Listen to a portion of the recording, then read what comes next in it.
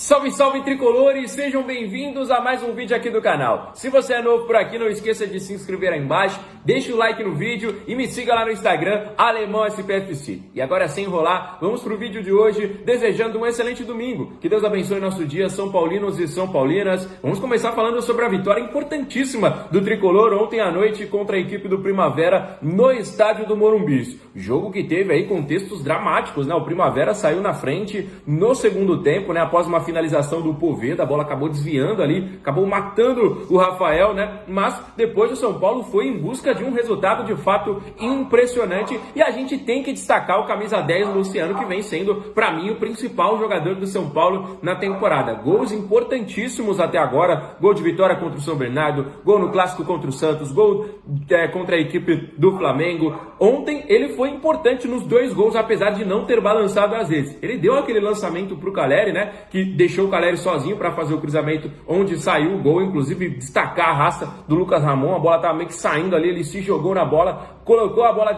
para dentro da área de novo e o Lucas acabou empatando o jogo. E depois ele sofreu o pênalti, né, que o Caleri acabou convertendo e virando o jogo para o São Paulo. Ontem até o empate nos complicaria e muito para a classificação para a próxima fase, né? O Primavera estava vencendo e o São Paulo estava ficando para trás ali com 7 pontos, podendo inclusive ser eliminado ainda nesta rodada se o resultado permanecesse 1-0 para a equipe do Primavera. O empate ainda deixava o São Paulo com chances, mas ainda era um resultado muito ruim. Só que a vitória nos consolidou, deu moral pra gente. São Paulo vem de uma sequência muito boa, né? Nos últimos 4 jogos, 3 vitórias, 1 empate, e o São Paulo neste momento está na 8ª colocação, está avançando para a próxima fase. Só que ainda tem alguns jogos hoje, né, rapaziada? O Mirassol, por exemplo, pode nos ultrapassar. O São Paulo está com 10, o Mirassol vencendo o jogo de hoje pode ir a 11 pontos, né? Então ainda tem muito campeonato. O São Paulo não está classificado, mas também não está eliminado. Então vamos com tudo para cima. O último jogo no nosso estádio contra a já rebaixada Ponte Preta, né? Que perdeu ontem de novo. A Ponte Preta, um pontinho em 7 jogos, né? De fato uma campanha horrível da Ponte Preta, né? Não condiz com a história que tem o clube, não condiz com tudo que a Ponte Preta significa pro futebol brasileiro, né? Apenas 1 ponto em 7 jogos é de fato aí uma campanha melancólica. Ele inclusive já está rebaixada, né? Falta um jogo e a Ponte Preta já está rebaixada na competição do Campeonato Paulista, né? Mas destacar a garra e a vontade da equipe, né? Ontem, enquanto o jogo estava 1-0 pro Primavera, já acompanhei muitas críticas ao trabalho, por exemplo, do Hernan Crespo nas redes sociais. O jogo nem tinha acabado ainda, eu vi alguns comentários, falou, pô, o jogo nem acabou e tudo mais, e a rapaziada já tá aí criticando. Vamos ter calma, São Paulo pode pelo menos empatar, pode virar o jogo também, vamos ter calma. E outra, se perder também, o São Paulo é isso aí, rapaziada. São Paulo não tem muito o que tirar, né? Mas o Crespo parece que tá tirando leite de pedra, né? A gente tá vendo que jogadores importantes como o Luciano, o Lucas e o Caleri estão voltando a serem importantes, e eu sempre vejo as críticas, né? E aí eu acho que não é justa muitas das vezes, porque a rapaziada fala, mas o Caleri, o Lucas, o Luciano só jogam contra o Primavera. Nada disso. O Luciano apareceu aí em jogos importantes, como contra o Santos, como contra o Flamengo. O Caleri também já vem fazendo alguns golzinhos. O Lucas está voltando ao seu ritmo, né? E são jogadores extremamente decisivos. Todos esses jogadores têm muitos gols em clássicos. Todos esses jogadores têm gols em mata-mata com a camisa do São Paulo. Então, eu acho que tem que dar moral. Se eles fazem contra o Primavera, a gente tem que agradecer, né? Porque se eles não fazem, a gente ia perder ontem e poderia, inclusive, já estar eliminado, faltando uma rodada ainda para o Campeonato Paulista, né? Mas eles não fazem só contra o Primavera, com todo o respeito do mundo ao Primavera, que eu inclusive acho demais o projeto que os caras fizeram lá na equipe deles, né? A Primavera disputando aí a primeira vez o Campeonato Paulista, né? Na sua história, se transformou em SAF, colocou o time na elite do futebol paulista, que não é fácil. Se a gente for pegar hoje, tem times históricos que não estão na elite do futebol paulista, né, rapaziada? Então, com todo respeito aí ao Primavera, mas os jogadores também fazem gols em momentos importantes e momentos decisivos. Então eu acho que às vezes o torcedor tem que parar um pouquinho de ser chato, tem que parar de só ficar procurando coisa para criticar e comemorar, né? Porque ontem foi uma vitória realmente muito boa, muito importante para o São Paulo, e esses 2-1 nos colocou, pelo menos por enquanto, na zona de classificação e colocou a gente aí numa sequência muito boa, né? Agora a gente vai jogar contra o Grêmio no Campeonato Brasileiro, que tá muito bem, né? O Grêmio tá voando, né? Inclusive o Carlos Vinícius aí tá numa sequência de gols absurda, né? É o artilheiro do Campeonato Brasileiro por enquanto, né? 4 gols em 2 jogos. Ontem o Grêmio ganhou de 1-0, foi gol dele de novo, o cara tá voando. E vale lembrar que ele foi quase um jogador do São Paulo, né? Se o São Paulo não tivesse nessa pindaíba aí financeira, o São Paulo poderia ter contratado o Carlos Vinícius, que é o artilheiro do Brasil, desde que ele chegou para vestir a camisa do Grêmio, né? Então será um jogo complicadíssimo, ainda mais na grande fase que vive aí o Carlos Vinícius, né? Se eu não estiver enganado, acho que são 23 gols em 23 partidas desde que ele chegou. São números de fato impressionantes, né? Aqui pro futebol brasileiro, ainda mais impressionantes, né? Então, realmente vai ser um jogo complicado. Vamos acompanhar os jogos de hoje. Tem muito jogo bom hoje, por exemplo, tem Noroeste e Santos. Tem o Capivariano aí também, que pode chegar aos mesmos 10 pontos que o São Paulo, encarando justamente o Mirassol, que pode chegar a 11 pontos, né? Então tem jogos importantíssimos pra gente acompanhar o Paulista hoje, pra gente assistir ali de camarote e depois focar na próxima quarta-feira no Campeonato Brasileiro, tá bom, galera? Vamos trazer uma atualização aqui pra vocês. O São Paulo não vai mais contratar o Alan. E por quê? Porque ele é o novo jogador do Corinthians. Exatamente, o Alan está contratado, confirmado para ser o novo reforço do Corinthians para a temporada de 2026. O jogador em muitos momentos esteve próximo de vestir a nossa camisa, esteve muito próximo de fato de acertar a sua vinda para a equipe do São Paulo, só que o negócio não caminhou, o negócio deu uma travada, aí chegou o Vasco na parada, chegou o Atlético Mineiro no negócio, agora chegou o Corinthians, mas o Corinthians já chegou fechando lá, o Corinthians já chegou contratando também por empréstimo, né? Só que parece que a diferença é que o Corinthians vai arcar com 100% do salário do atleta, né? E o Flamengo, como não faz parte do planejamento do jogador, aceitou, né, essa proposta aí. A gente se livra, né, de um salário que é considerado alto, o jogador não seria aproveitado, então pra gente tá ok, o empréstimo com opção de compra, ele é confirmado agora, né? Novo reforço do Corinthians. Eu vi muitos comentários, falei bastante com vocês sobre o Alan, desde que o São Paulo, ainda no ano passado, né, em dezembro começou esse assunto, janeiro esquentou demais a negociação do Alan com a equipe do São Paulo, só que o negócio acabou não caminhando. Não sei se o Flamengo tentou segurar por conta do Marcos Antônio, né? O Flamengo tentou de todas as maneiras, já deixou claro também que na próxima janela de transferências fará uma nova oferta pelo Marcos Antônio, tá tentando aí uma prioridade de compra, né? Então não sei se foi isso o que aconteceu, pode ser que sim, pode ser que não também, tá bom, galera? Pode ser que o São Paulo tava tentando aí barganhar a questão do salário, 50-50, 60-40, 70-30, tentando aí dar uma aliviada, né, na contratação do jogador, mas o Corinthians pagando 100% no empréstimo, o Flamengo se interessou. E aí eu quero saber de vocês, rapaziada, quero saber de vocês, o que vocês acharam deste negócio entre Alan e Corinthians. O jogador já não vem mais para a equipe do São Paulo, beleza? Como eu falei para vocês, São Paulo vem de vitória, vem de um jogo importantíssimo contra a equipe do Primavera, foca agora no Campeonato Brasileiro, né? Esse mês aí, esse início de ano tá realmente, não tem folga não, né? A gente joga no Campeonato Brasileiro pressionado, porque os mesmos 3 pontos, eu sempre falo isso, os mesmos 3 pontos do início são os 3 pontos do final, e é justamente às vezes esses 3 pontos que fazem falta lá na reta final do Campeonato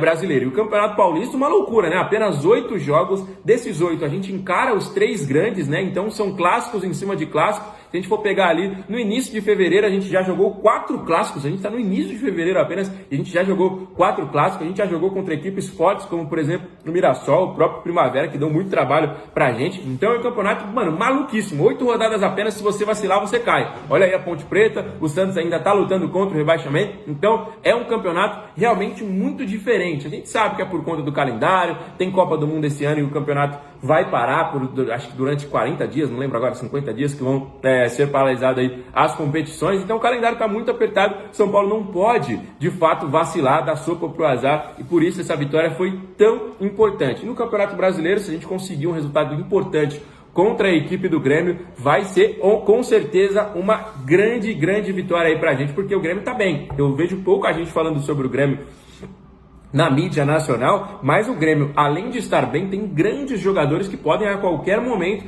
decidir os jogos, né? Se a gente for pegar o último jogo do Grêmio no Brasileirão, tirando a vitória de ontem, né? Mas se a gente for pegar o último jogo do Grêmio no Brasileirão, o Grêmio virou o último jogo perdendo pro Botafogo em casa por 2-1 e o jogo terminou 5-3 pro Grêmio. Ou seja, é uma equipe que avança muito, sofre gols, de fato, né? Sofreu 3 gols aí dentro de casa, mas fez 5, né? O que importa é 3 pontos. Eu sei que muita gente vai falar, mas tomou 3 gols.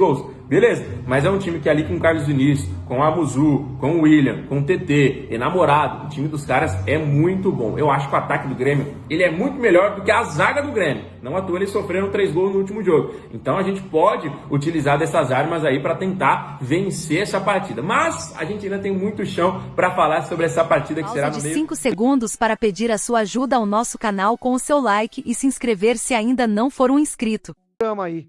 Alguma consideração, Grécia? Você que chegou agora. Diego Fernandes. Ah, é, do Diego Fernandes. Fala do Diego Fernandes. Não, o Diego Fernandes, ele falou sobre a SAF, né? Ele falou que ele conversou com alguns São Paulinos e que esses São Paulinos, eles querem investir no São Paulo, só que eles não se sentem confortáveis em investir num clube associativo. Lógico. Que eles teriam conforto em investir numa SAF. Ele deu exemplo até da SAF do Fluminense. Ele falou também que seria importante o São Paulo ir atrás de grandes investidores. Falou que o grupo City procurou o São Paulo lá atrás, o São Paulo não quis o grupo City. Também ele falou que poderia conversar com o dono do Paris Saint-Germain, né, para ser um time do grupo do Qatar, né, do Paris Saint-Germain. E também ele falou sobre a questão de como ele contratou Ancelotti, enfim. Bem legal lá no Arquibancada Tricolor, para deixar a fonte aí, né, de como que foi a entrevista dele. E ele falou que... algo muito importante, que ele falou que ele não quer ser um intermediário. Ele quer ser um investidor. Então ele quer colocar... dos investidores. Ele falou que ele não é um bilionário, como foi o caso do Paulo Nobre, que ele citou. Ele falou que ele não é um bilionário como o Paulo Nobre. Ele falou muito sobre as dívidas do São Paulo, que são dívidas bancárias. Ele falou que o São Paulo hoje tem dívidas de 15%, né? Que é da parte bancária, mais que o São Paulo pegou, que é 15% mais 7% por conta de todas as dívidas, né, que o São Paulo tem. Então, assim, da forma associativa, hoje, né, a curto prazo, essa porcentagem não deve cair, então ele fala que é enxugar gelo de forma associativa. Ele falou que no mês 4 deve fazer o evento, né, para mostrar para os torcedores como que seria essa questão de SAF, que muita gente, ele falou, né, muita gente não sabe ainda o que é SAF, fala sobre SAF, mas não sabe ainda sobre a SAF. Pegando esse gancho aí do Paris Saint-Germain, do grupo do Qatar aí, qual a tua opinião? São Paulo deveria ouvir uma proposta do grupo do Qatar, ou você acha que esse tipo de proposta de grupo é muito, muito pesado para o clube? Depois eu quero ouvir a opinião do Marcão. Eu sou totalmente... Vou brigar aqui com o Marcão. Eu sou totalmente a favor do São Paulo se abrir para investidores. É assim todo mundo, né? Só no Brasil, só aqui na América, né? A Brasil, a Argentina, que está existindo essa discussão na Argentina, que o presidente lá quer que os clubes virem empresa, né? E assim, é um pensamento muito pequeno do sul-americano, é sempre atrasado, tá? O sul-americano é atrasado, o europeu já faz isso há quanto tempo? A Liga, por exemplo, na Premier League, existe desde 1992, né? Tele Santana até já deu uma entrevista sobre isso. Mas enfim, a Liga existe desde 1992, a gente está discutindo de sair uma Liga no Brasil até hoje. Ter empresa é muito importante. A gente tem empresa no futebol brasileiro, é muito importante. Para mim, todos os clubes deveriam ser Palmeiras e Flamengo. Se o Palmeiras e o Flamengo fossem SAF, seriam melhores do que é hoje, né? Se o Flamengo hoje, com o dinheiro que tem, se chegar a 5 bi, seria maravilhoso pro Flamengo. Já construiria até estádio. Comprava, né? 10 Paquetá. Pois construiria estádio. Porra, imagine o Flamengo. O meu medo é Flamengo, Corinthians, que é um puta potencial, se transformar em SAF antes do São Paulo. É uma boa SAF, logicamente, né? Tem empresa que quebra. E Marcão, o que seria uma boa SAF para você? Algo que chegue para profissionalizar o futebol, né? Eu acho que, além do aspecto financeiro, você tem que colocar pessoas capazes ali e delegar funções ali para pessoas profissionais, né? Eu acho que já passou da hora, como o Grécio falou aí, de acabar com essa maracutaia de colocar esse negócio de regime associativo. O cara ele precisa... por exemplo, você é o presidente do São Paulo. Você precisa dos meus votos e dos meus aliados ali para poder se eleger como presidente. Mas para isso, depois você vai ter que pagar um favorzinho de me colocar em algum cargo na sua gestão e bibibi. É o modus operandi do clube associativo. Então, para acabar com essa algazarra aí, eu sou a favor da profissionalização e isso passa muito por virar SAF também. E só um recado para o torcedor, antes da gente terminar o programa, o São Paulo foi sim procurado pelo Grupo City, antes do Bahia ser procurado. E o São Paulo também foi procurado pelo Grupo Red Bull antes do Bragantino fechar com o Red Bull. Fica só o registro, depois a gente dá a nossa opinião aí para vocês. entramos aí na discussão, tá bom? Ele coloca aquele Cédric Soares que sai vaiado. Quando entra o Lucas Ramon no segundo tempo, porque o Cédric jogou, né, com o Ferrarese, é uma partida tenebrosa, tanto do Cédric como do Ferrarese. Na hora que entra o Lucas Ramon, esse gol do São Paulo do Lucas Moura, poucos perceberam, mas é um lançamento do Luciano, que parece fácil, mas foi um ótimo lançamento. É um cruzamento do Caleri, que parece fácil, mas foi um ótimo cruzamento. E aí quem entra é o Lucas Ramon no facão. Ele entra cruzando a bola pro meio da área, onde pega o Danielzinho e arma pro Lucas. É um gol de conjunto. Só que esse conjunto passa por dois caras do Mirassol. Esses dois caras do Mirassol que chegaram, eles mudam de tal maneira que se fosse ali, por exemplo, o Pablo Maia talvez e o Cédric Soares, não sairia o gol. Se fosse lá o Bobadilha e o Cédric, talvez não saísse o gol. É impressionante de ver o que esses caras estão jogando de bola. E eu acho que o São Paulo finalmente acertou demais, mas demais nas contratações aí. Vieram mesmo pra fazer história, coisa impressionante e maravilhosa. Vieram sem custo. Não dá pra não ficar assim, acelerado, não ficar assim com exagero nas palavras, quando você vê Danielzinho e Lucas Ramon jogando juntos e dando certo e vindo de graça. Parabéns demais a quem olhou para esses caras, a quem identificou o futebol deles, a quem foi lá e comprou de maneira gratuita. Pode ser o Rui Costa, eu não gosto do Rui Costa não, mas não liga para elogiar também se merecer elogios, tá? Quem que foi lá? Tem dois caras ali que foi lá comprar de graça, comprar não, pegar de graça, fazer contrato. Maravilhoso mesmo. Se der errado, poxa, não teve custo. É só salário. Que coisa linda de ver Danielzinho e o Lucas Ramon chegando. Parabéns. O Cédric, assim, chega até dó, né? É um jogador incapaz, não tem nem pulmão mais pra jogar no São Paulo, não tem força de vontade, aparentemente. Acho que não tem parte física, mesmo que ele queira correr mais, ele não aguenta. E ele sai vaiado. O torcedor do São Paulo recentemente entrou numas de não vaiar o jogador, né? E aí ontem o Cédric Soares, ele sai absolutamente vaiado e acho que deu adeus pro São Paulo. O Crespo, com a chegada agora desse Lucas Ramon, tendo o Mike sem contusão, tendo ali também um Ferrarese que tá horrível, mas entrou no último jogo como lateral. E tendo agora o Igor Felisberto subindo, eu acho que o Cédric fez sua última partida do São Paulo. Se entrar de novo vai ser por pouquíssimos minutos, fim do segundo tempo, acho que já era. E já era a hora também, né?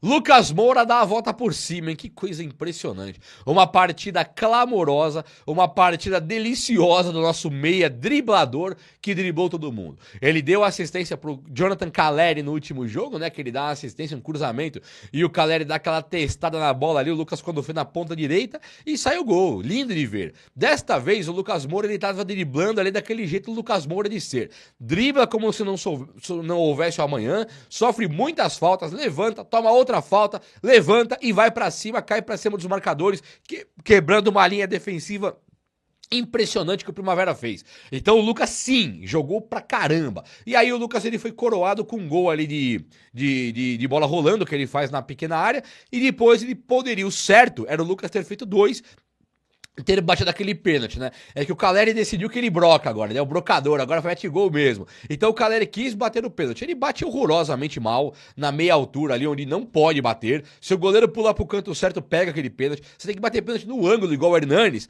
ou rasteirinha. Ele mete a bola na meia altura, perdeu vários gols assim. Ficou lindo, porque o São Paulo ganhou. O goleiro pra um lado, a bola pro outro, não tem o que discutir, né? Agora, nada muda de que num time muito mais sério, que precisa de comando, técnico Crespo tem que descruzar aquele braço lá e gritar com esses caras, não era pro Caleri ter batido aquele pênalti, porque ele é ruim de pênalti. Caleri é o melhor cabeceador do mundo, não tem ninguém no planeta Terra que cabeceia igual o Caleri, e pênalti ele é horroroso. Então era pra ser o Lucas Moura, que perdeu um pênalti na vida, que foi aquele com o Botafogo na Libertadores. O Lucas nunca tinha perdido um pênalti na vida e já voltou a fazer depois do Botafogo. Então ele não perde, tinha que ser o Lucas. Ah, mas o Caleri tem que retomar, reclama de tudo. Tudo bem, era Primavera, mas não pode isso acontecer na hora das finais do Paulista, Brasileirão, Copa do Brasil, Sul-Americana, tem que jogar pra ganhar. Ali tinha que ser o Lucas, tá bom, pelo gol do Caleri, mas o Lucas jogou tão bem que era pra ter feito 2. E foi maravilhoso. E o Crespo também tá de parabéns, né? Muita gente criticando demais aí a postura do São Paulo defensiva, o ataque, quando aquele Tapia, coitado do Tapia, né? Também acho que não vai ter futuro no São Paulo. Então, mas o Crespo ganhou, cara. Então, eu vou aqui vir elogiando as partes que convém elogiar, tá? O que foi errado do Crespo, eu vou deixar pra lá. Agora, o que foi de bom? Desde a chegada do Rafinha, muda-se aquele discurso fúnebre, aquele discurso melancólico de velório, que, nossa... São Paulo, que dificuldade, aqui é tudo difícil, aqui não tem elenco, aqui não sei o quê. Para! E o Crespo parou. Parou com a dificuldade, parou com a crítica de tudo e todos. E tá aí treinando o time, tentando jogar e ganhar. E deu certo. Então, parabéns pela melhora do ânimo. Parabéns por tentar conduzir um elenco de maneira justa. Nós vimos o Mike tirar a posição do Cedric. É justo. Faltam algumas peças, mas o Crespo o Enzo Dias merece tirar a posição do Wendel. O Crespo está sendo justo. O Sabino mereceu tirar a posição de Tolói, Dória, caras que vieram de Europa pra jogar México, né? México não é Europa, pra jogar aqui no São Paulo, mas vieram com bagagem, com moral, e ninguém tirou a posição do Sabino. Então o Crespo está sendo justo. Tá bom de ver. Tá de parabéns sim, na vitória, tá de parabéns demais. Mesmo que perca, não pode ter aquele tom melancólico de tá tudo errado aqui é tudo mais difícil, o São Paulo acabou, isso tem que parar. E aparentemente parou, então o Crespo também está de parabéns, sim. Olha só, deu uma discussão sobre Rafael Coronel, qual goleiro deveria defender ali no gol do São Paulo, né? E aí o Rafael faz um outro milagre, de novo, né? Ele faz. E o Crespo, ele é perguntado na coletiva, e aí o Rafael? E o Crespo, ele fala isso, o goleiro faz 2 milagres por jogo. Ele tá mantendo essa constância sempre. Goleiro de time grande é isso. Nós temos que abrir o jogo de vez em quando para ir buscar o resultado. Claro que ficamos mais abertos, suscetíveis, entregando contra-ataque pro adversário. Os caras veem, o Rafael faz um milagre. Então é um goleiro de time grande, ele rasgou elogio pro Rafael e, sinceramente, galera, pra mim é justo, tá? Rafael, sempre falei, é o meu goleiro. Pra mim é excelente, tem altos e baixos, tem hora que dá umas rameladas, claro que dá, mas quem garante que o Coronel também não vai dar ramelada, né? Lembrando que chegou o Coronel, não chegou o Buffon, não chegou o Neuer, não chegou o Courtois, chegou o Coronel. Pode ser então que ele também tenha as rameladas que o Rafael dá, mas o Rafael, na hora dos milagres, ele tá muito de parabéns. A torcida do Bahia tá pistola da vida com o meia Cauli, tá? O Cauli, o que tá acontecendo? Fiquei sabendo que o Cauli, o Rogério Ceni colocou ele numa posição que ele teria que marcar menos, mas que o Cauli entrou realmente muito sem vontade, ele não quer ficar no Bahia mais e aparentemente não importa o que o técnico Rogério Ceni faça, o Cauli não quer entregar mais. Ele bateu o pé lá e disse que não quer jogar mais pelo Bahia. O torcedor do Bahia cobra que o Cauli, ele mudou a história do Bahia em 2023. Ele foi um dos melhores jogadores da história do Bahia, segundo alguns torcedores, em 2023. E que ele era um jogador muito querido pelo torcedor. Com a chegada do Ceni, que foi dando essa mudada nos ânimos, o Cauli foi perdendo a paciência e não quer ficar mais por lá. O Cauli pede para ser negociado. Então agora, tudo que for acontecendo que, vamos colocar o Cauli aqui e ali, ele vai entrar sem vontade porque acabou o namoro dele com o Bahia. Ele não quer mais jogar no Bahia. E ele foi homem, né? Ele chegou publicamente e deixou isso claro, né? Os empresários dele deixando isso bem claro pra mídia. Então ele falou, não quero mais ficar aqui. É claro que o jogador também não pode bater o pé e falar, quero ir embora. Isso não é certo. Mas o Bahia vê agora que o Cauli é um jogador que ele não tem a entrega mais e que ele vai ter que ser negociado. Aí vamos lembrar, o São Paulo tem o Alisson e o interesse em ter o Cauli. O São Paulo fez uma proposta oficial de empréstimo pelo Cauli e o Bahia não vendeu. A cada dia que passa, o Cauli, então, ele é um estorvo na vida do Bahia. Ele tem um custo mensal de salário e ele não entrega em campo. O custo é alto, o São Paulo quer o Cauli e o Bahia não quis liberar. Então, já que o Bahia não quis o empréstimo com opção de compra, o São Paulo tem o dever agora de oferecer o Alisson, talvez até mais um, como moeda de troca para ter o Cauli. Lembrando que o Bahia é um time que levou recentemente o nosso Michel Araújo, que não era nada disso diante do coração do torcedor são paulino, e também levou o Nestor, que esse tinha um pouco mais de moral por 2 fatores. Um porque fez um gol decisivo na Copa do Brasil, e outro porque ele é equipe de base do São Paulo, coisa que o São Paulino tende a gostar mais gratuitamente só por ser da base. Mas o Bahia levou 2 dos nossos. Por que o São Paulo tá em má relação com o Bahia? Por que tá assim? Então o São Paulo vai forçar a barra essa semana, pelo que eu fiquei sabendo, para tentar trazer o Cauli agora, e o Alisson passa a ser uma moeda de troca, e isso é assertivo, é um correto demais. É ou não é? O Manaus Futebol Clube anunciou a contratação do meio-campista Cauã Luca, de 21 anos. O jogador chega por empréstimo junto ao São Paulo, visando fortalecer o elenco para a segunda etapa do Campeonato Amazonense. Cauã Luca pertence ao São Paulo e chega ao Manaus por empréstimo para disputar o segundo turno do Campeonato Amazonense e demais competições do clube. Antes do acerto com o time amazonense, ele já havia sido emprestado ao Boa Vista do Rio de Janeiro, onde fez 5 jogos nesta temporada. O meia foi formado na base tricolor e busca no Manaus mais minutos e experiência no profissional. O Manaus, eliminado no play-off do primeiro turno pelo Princesa dos Solimões, vê em Cauã uma peça para qualificar o elenco na tentativa de reagir no retorno.